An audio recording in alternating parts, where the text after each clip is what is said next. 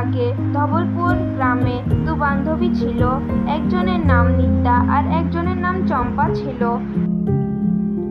দিন ঘরে চম্পা পায়েস বানাইলো। চম্পা দেখলো কি পায়েসটা ফুটে গিয়েছিল। তারপরে একটু পায়েসটা নিয়ে নিজে চাখে দেখলো কি এটা ভালো হয়েছে কি না।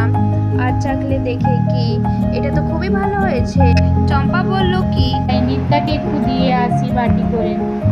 নিত্যা দরজাটা ঠকঠক করলো। তা বেরিয়ে আসলে জিজ্ঞাসা করলো কি হয়েছে চম্পা। তারপরে পায়েসটা নিল আর বললো একটু চেখে দেখ। নিত্যা ওকে চেখে দেখছে আর বলল কি এটা তো খুবই ভালো হয়েছে। নিত্যা বলল কি একটা পায়েসের দোকান খুলি। দুজনেই পায়েসের দোকানটা খুললো।